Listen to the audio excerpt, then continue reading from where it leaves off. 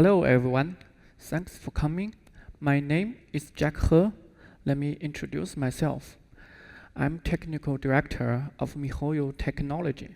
Me and my team are focused on the NPR real-time rendering, procedural animation, and interactive physics for CG and games.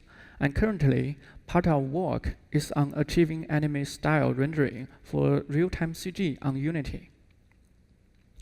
This section introduces various techniques of achieving high-quality anime-style rendering on Unity.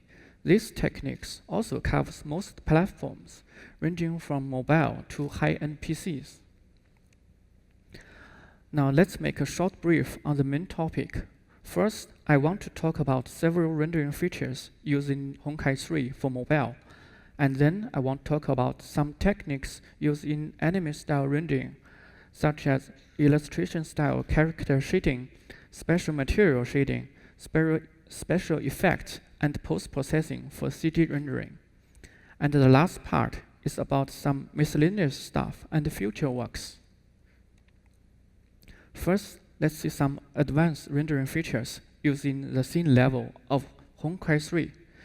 You can see many special effects were used in the scene, like bloom, dynamic particles, plane reflection, distortion, and I will explain these features in order. Here is a video clip show these dynamic effects. To achieve high-quality reflection on the mobile, the planar reflection is a good way to go. In order to show the metal texture of the metal ground, first, we apply a Haskell pattern to blur paths on the reflected result, and then use the metal brush textures to disturb the surface normal. We also use the specular mask texture to increase the reflection variety. The Fresnel effect was also applied through the entire reflection. Reflective surface that is not on the ground, we will use CubeMap reflection as a fallback. In order to minimize the overhead of rendering the reflected scene, we limited the reflection resolution to less than 1/3. Since the image will be blurred afterward, the resolution seems sufficient. And we also use simplified materials to render the mesh in the reflection path and omit unnecessary detail objects.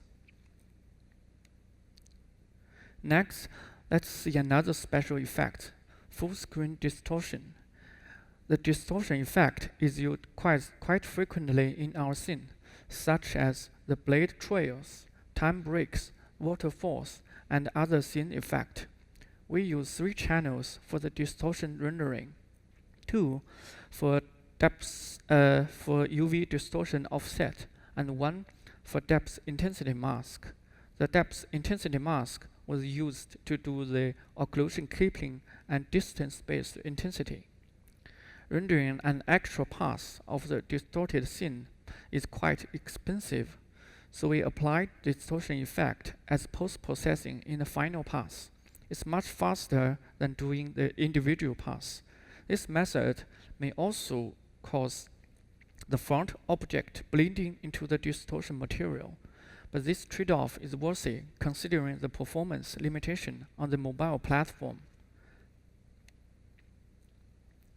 Now let's talk about the bloom path. After finishing the scene rendering on a HDR buffer, first we need to extract the mid and high value area using a threshold value. The method was straightforward, simply subtracting the threshold value from the source pixel. That leaves the result looked more contrasting and colorful. Then we downsample the extracted highlight to 1/4 size for post-processing pipeline. First, we blur them to 4 render targets of decreasing size, each divided by 2.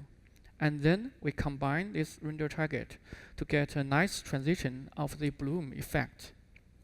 The bloom effect was not only used to express very bright area, but also plays an important role in color retouching for the whole image.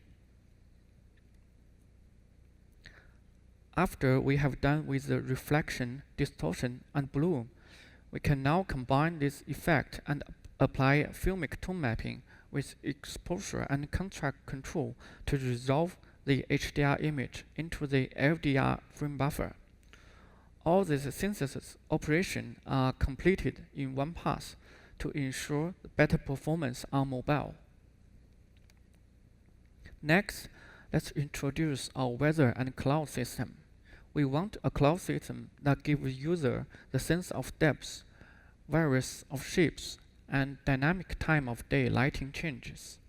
The system should also be easy to use to customize different cloud configuration. This is an interesting challenge to us. Now let's talk about these features.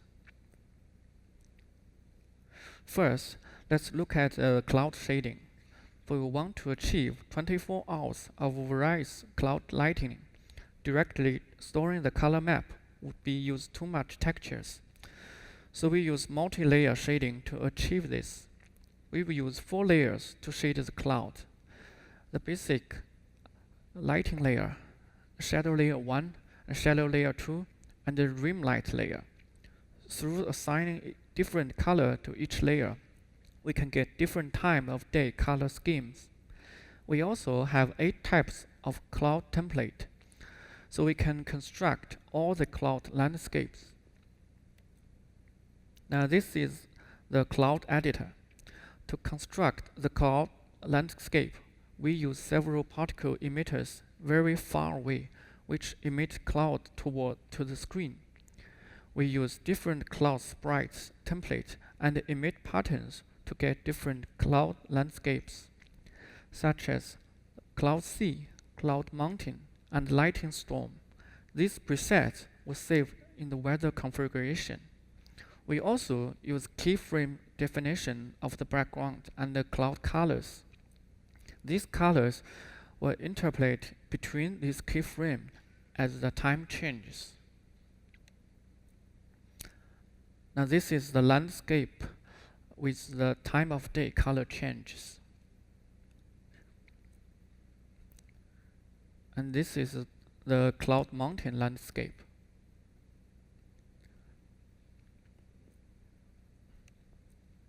And this is the case of the lightning storm.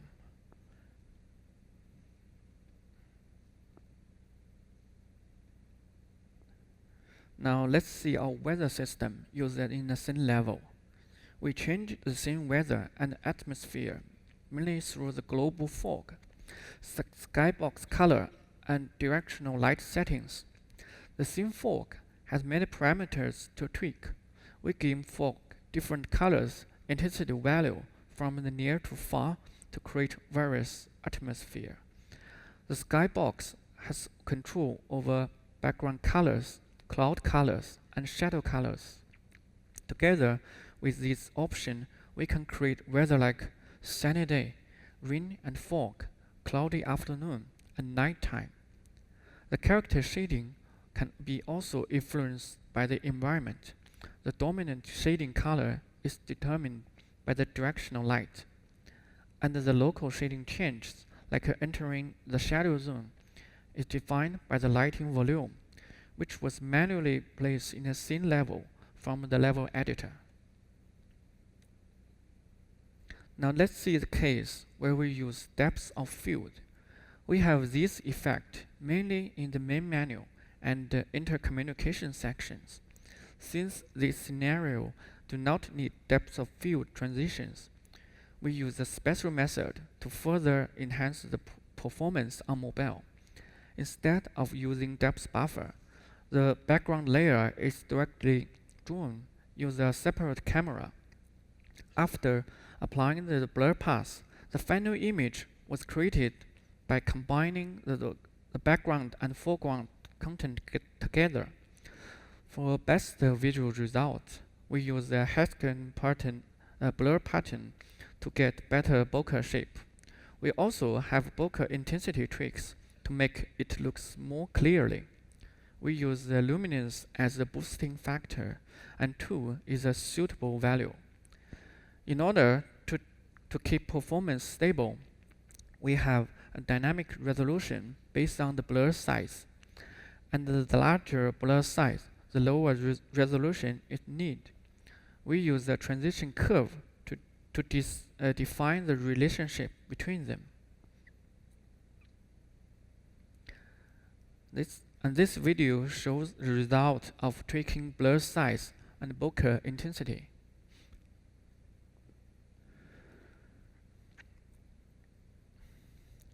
Now we have a bullet time effect after the last kill of an enemy, which was very cool. You can see the raindrop shape clearly when the time slows down. To achieve this, we use 4 frame textures that represent the raindrop at a different speed, and then stretch it vertically according to the time scale. Under the normal time scale, the raindrops look like a straight line, and it gradually changes into a raindrop shape when the time scale is down. We're also using animation curve to map the time scale to the stretch factor and frame selection. It's very convenient to edit this effect.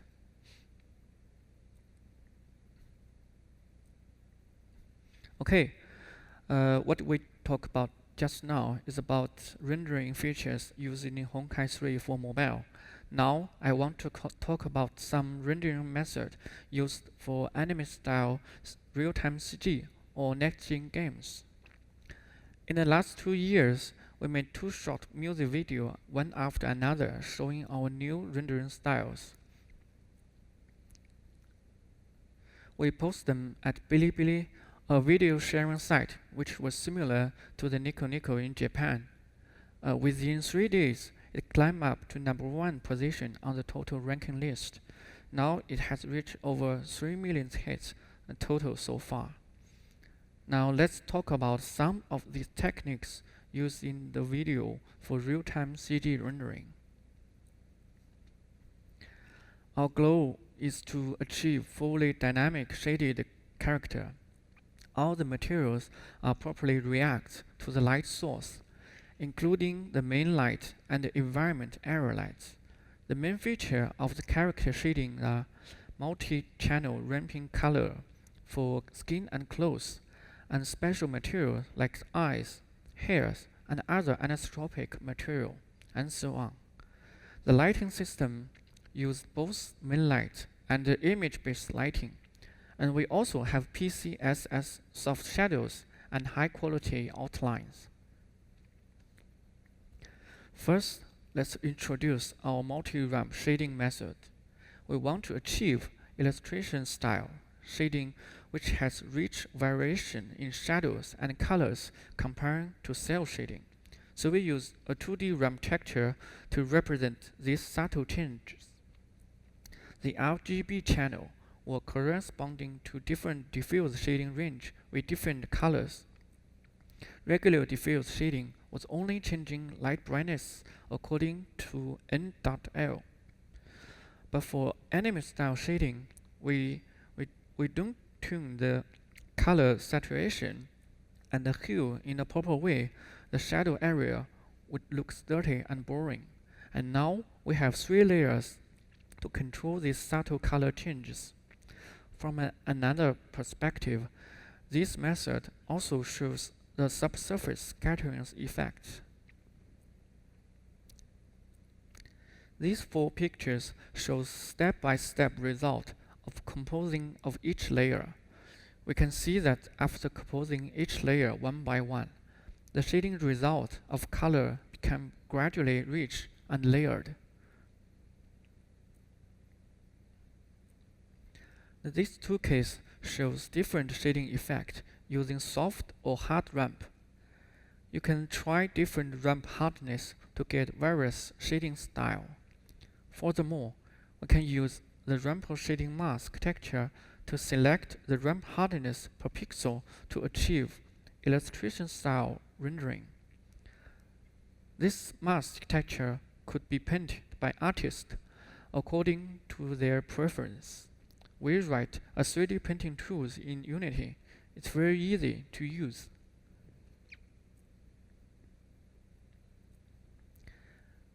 Another important factor of illustration style rendering is using the brush texture. We can change brush texture pattern to get different shading style. For each brush texture, we have 4 channels storing the multiple brush patterns for different directions. We could get brush variation by using them together. The 2 pictures on the right show that one with brush applied gives you more hand-painted feel. And here is a dynamic video showing how brush diffuse shading reacts to different lighting angles.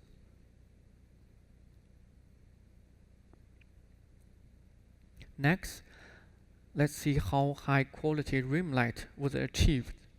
Based on the Fresnel method, we also have several parameters to control it, like rim width and smoothness. Besides this global parameter, we also use the brush texture to add some local variety. We define the rim can be both from the directional light or environment cube maps. Using the directional light, we could intentionally specify the desired rim light colors. Using the cube map, we could get rim light color according to the environment. Both of them are useful. To avoid the rim light appears in an unwanted area, we use the AO texture and shadow map to mask out the occluded area. We can see that the picture on the left with the rim light has more clear shapes. The anime style rendering of a character usually don't have much shadow on its face. If we use the same method for skin, the result would be looks bad.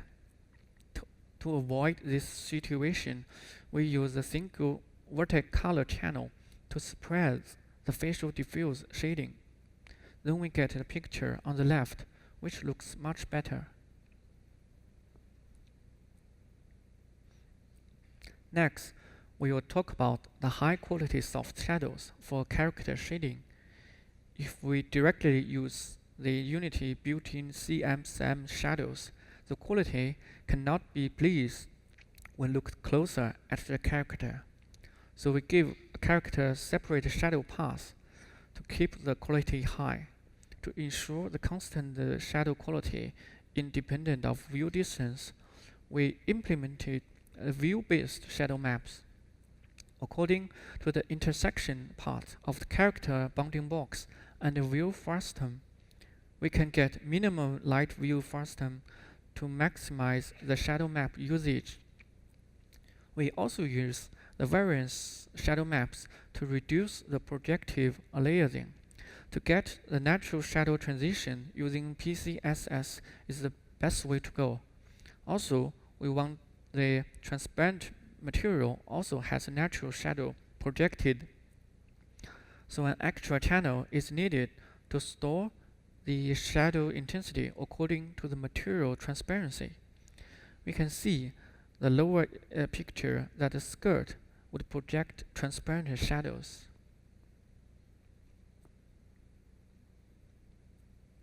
To render the eye, we use physically based refraction. The usual way of making eye of an anime character was to leave out the white part of the eye and make pupil concave so that it does not look strange on the side view.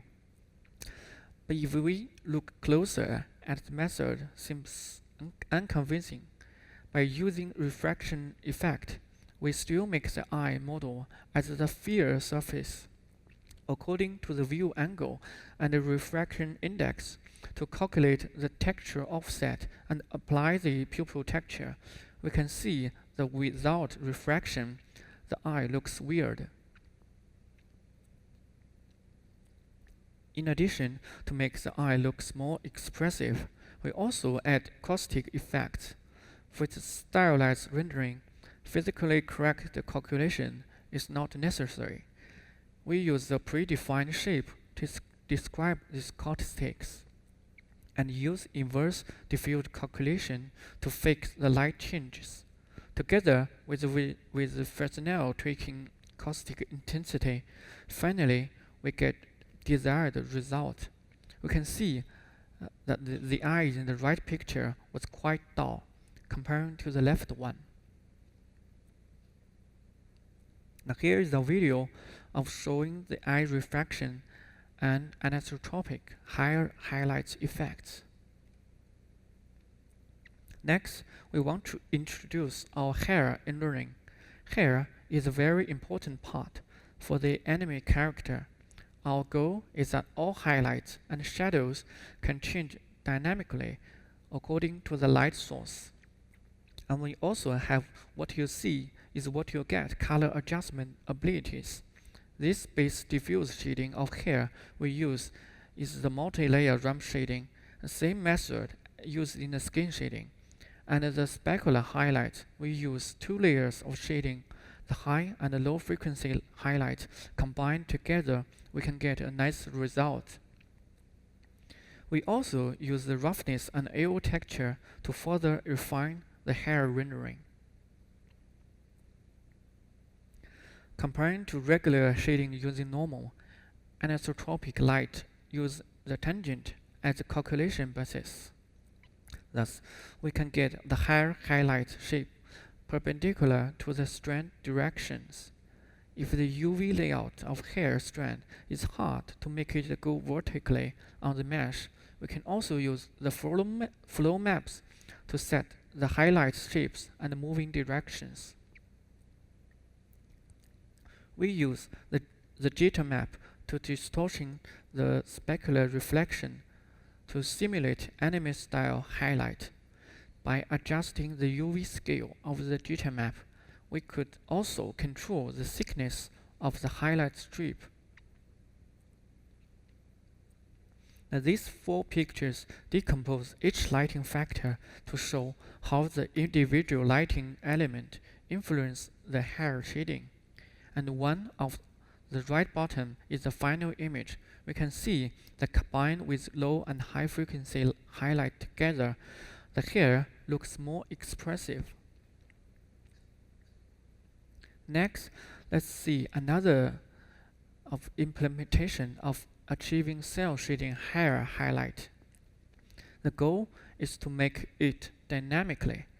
Basically, the highlight position should move along the strand direction according to the light and camera position.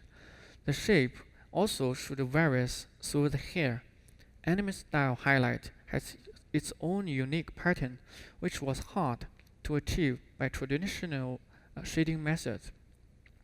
We invented a new method to describe these special patterns. First, we need to unwrap the hair UV straightly in vertical direction so that the highlight can move along in the hair strand. And then we fill 0 to 1 from left to right of each strand so that we can map our procedure generated highlight on each of them. We use several curves defined pattern to describe the basic shape of the hair highlight, and then use the jitter noise to modulate the width of the pattern. There are many parameters control the shape of the generated pattern, such as the position, offset, width, and jitter scale, and so on. By tweaking these parameters, we can get all kinds of shapes according to our need. Now let's see another case of anisotropic material, silk. Now this time, we calculate the specular in bitangent direction. There are 3 highlight layers combined together to get the final lighting, and each layer assigned with different colors so that the final shading of the material was rich in colors. Here are some pictures showing how the material surface shines from different viewing angles.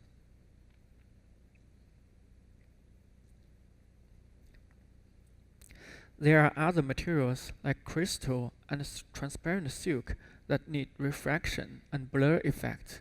we implement this render path in the command buffers. For refraction, we need to sample the RGB channel separately using different refraction index to get chromatic aberration. For blur effect, we have to be aware that the blurriness of the material is view distance dependent.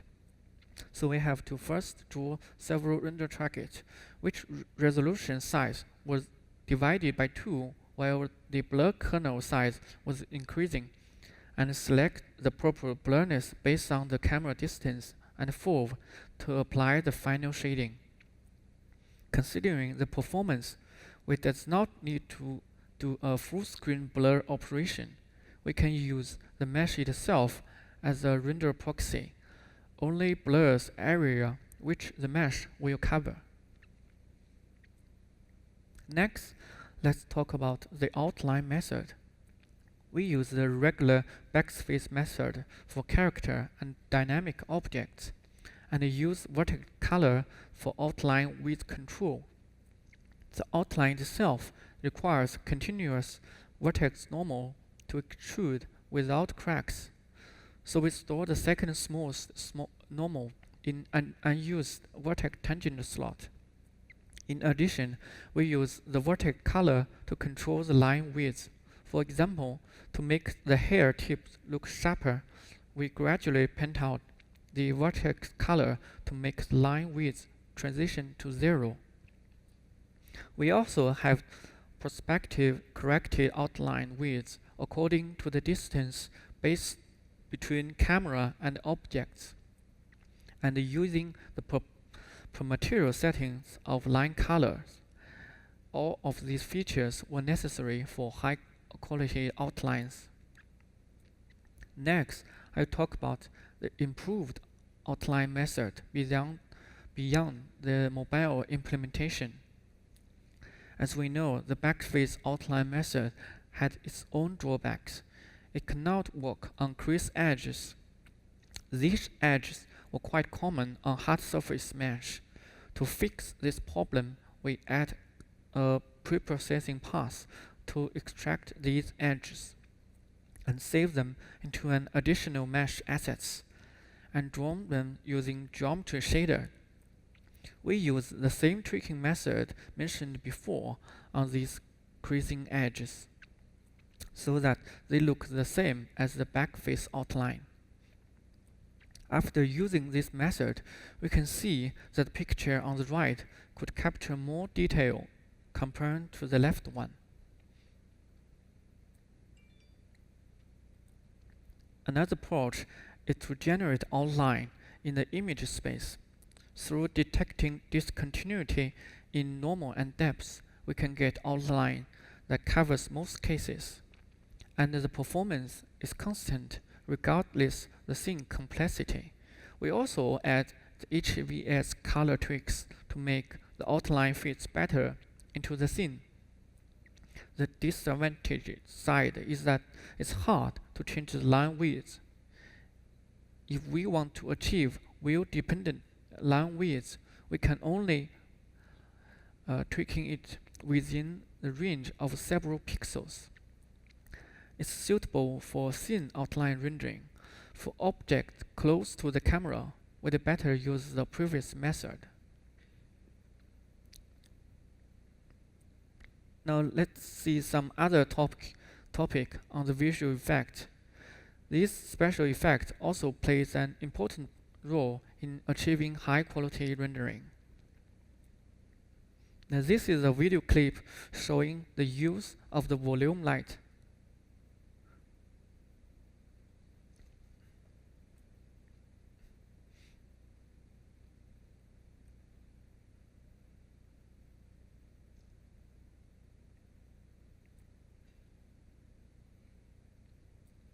Now let's see how volume light was implemented.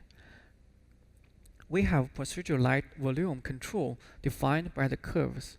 It's easy to adjust in runtime. We also use a small 3D noise texture to simulate a fog effect. It has several parameters to control: the grain size, intensity, and the flow speed. Next, by using cookie texture, we can define the volume light projection style. It's very suitable for rendering the volume laser. Using the cookie texture also introduce high frequency change in lighting that we have to increase sample count to reduce artifact. We found that using blue noise diesel method with the temporal AA gives you a better image quality even at lower sample count. Now let's talk about using the dynamic real-time GI. In this simple video, first we use Enlighten to bake the real-time light maps, and then use the light dynamic self-emission material and volume light as the light source. We use the AV Pro plugin to decode video and set it as the texture in the emission channel. By setting the emission value above 1, we can get very bright light source. Remember to update the GI cache so that the indirect light from the emission changes in real time. When used together with dynamic volume light, the final lighting result seems quite impressive. For dynamic ambient occlusion on character, we use the modified HBAO. You could specify the saturation and hue of the color in the AO area so that the picture will not look dirty for tone shading. We can see that after applying our custom AO, the right figure is richer than the left one. We also write a new image-based glare effect that simulates the ghosting and star streak effect produced by the lens. This is done in the same way as Bloom does, using the extracted highlight region as input, and then do multiple pass convolution and apply a color shift modulation to get the final result.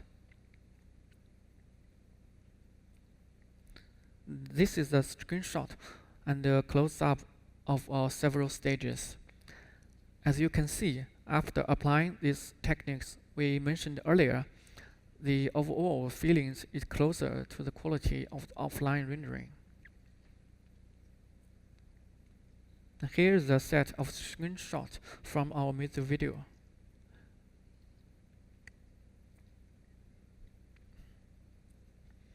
Now let's see the main feature used in rendering these videos.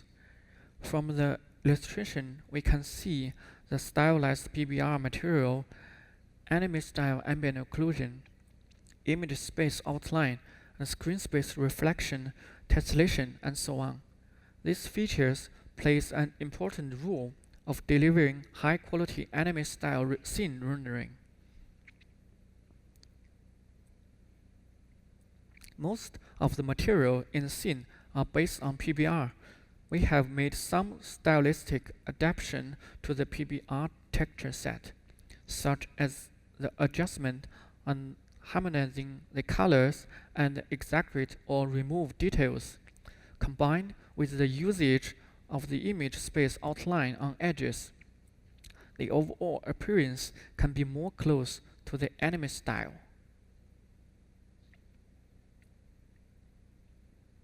Now here is a video of showing how these materials react to dynamic light source.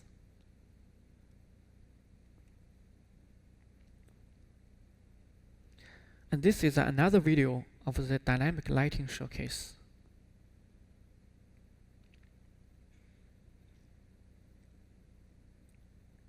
We use the blend shape to make the facial expressions. The expression set for the eyes and the mouth and the eyebrows were made separately. We have written our custom facial expression plugin. In addition to the auto mapping of the morph animation on character, we can also get variety of expressions through the different combination manually. Next, let's talk about the joint fix. When using the humanoid skeleton to animate in Unity, When the joint deformation is large, the shape becomes unfit to the human body structure. Therefore, we use the blend shape to correct the joint deformation by exporting the blend shape correctly from the modeling tools. Then we use the script in the Unity to interpolate this blend shape based on the joint rotation angle. In order to ensure the better result, we made two blend shapes for each joint, one for 90 degrees and one for 140 degrees to correct the joint deformation.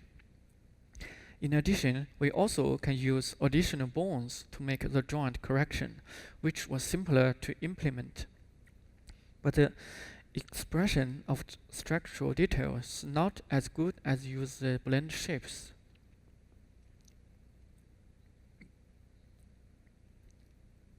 To express more complex scenes like fluid and destruction, we could import animation assets from the Houdini or other GCC tools.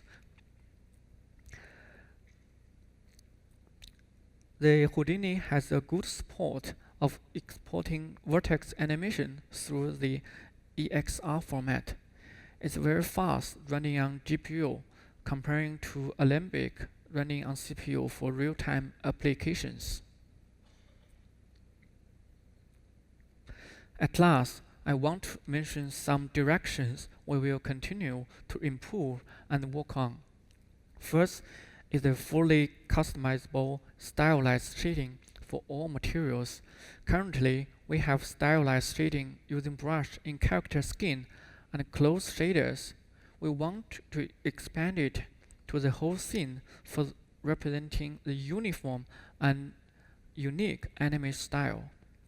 Another point is that we want to use highly detailed models in Unity for CG rendering. We can achieve this by doing adaptive subdivision using computer shader or pre-baked displacement map on the fly. It would save lots of resources comparing to import large model files directly. And the last is to further optimize the anime style shading pipeline for it is suitable to be used in the games. Okay, this is all I want to talk about today. Thank you for listening. Okay, let me see. Okay. The first question is, you mentioned HDR buffer is being used in achieving bloom effect. What's the format of the render target? Is it floating point render target format? Yes, we use the FP16 render target. And the other question, do your game running on OpenGL ES 2.0? Actually, it could run on OpenGL ES 2.0, but since the 2.0 does not require the FP floating buffer, it's safe to use the OpenGL ES 3.0 to use the FP buffer. And on the iOS, we're also running using the metal, so all these effects can be achieved. Okay. Okay, thank you.